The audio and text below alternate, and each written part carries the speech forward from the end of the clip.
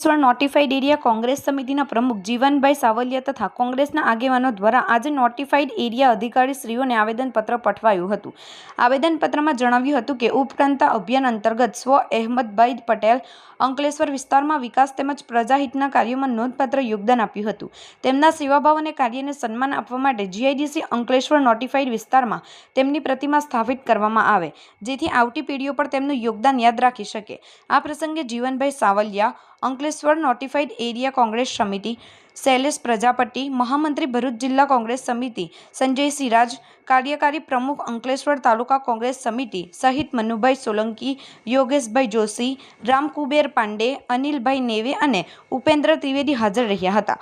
કોંગ્રેસ આગેવાનોએ આશા છે કે તંત્ર આવનારા દિવસોમાં આ મુદ્દે હકારાત્મક નિર્ણય લઈને સ્વ અહેમદભાઈ પટેલના યોગદાનને સન્માન આપશે।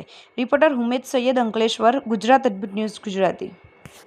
હું જીવનલાલ સાવલિયા, નોટિફાઈડ એરિયા અંકલેશ્વરના પ્રમુખ કોંગ્રેસ। આજે અમે આપણા ભરૂચના પનોતા પુત્ર અહેમદભાઈ પટેલ સાહેબ અને જીઆઈડીસીની સ્થાપના કરનાર તેમજ ભરૂચ જિલ્લાના ઔદ્યોગિક વિસ્તારની સ્થાપના કરનાર એવા આપણા અહેમદભાઈ પટેલની મૂર્તિનું આપણા નોટિફાઈડ એરિયામાં અનાવરણ થાય એટલા માટે નોટિફાઈડ એરિયામાં અમે આવેદનપત્ર આજે આપ્યું છે।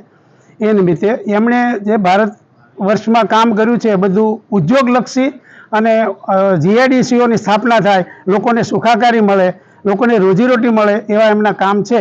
એને કારણે અમે એવું ખાસ તો વિનંતી કરીએ છીએ સરકારશ્રીને કે એમનું એક મૂર્તિનું અનાવરણ થાય અને બીજું લોકો ભવિષ્યમાં જે નવી પેઢી છે એમને યાદ કરે અને એ રસ્તે ચાલે એવી અમારી ઈચ્છા છે।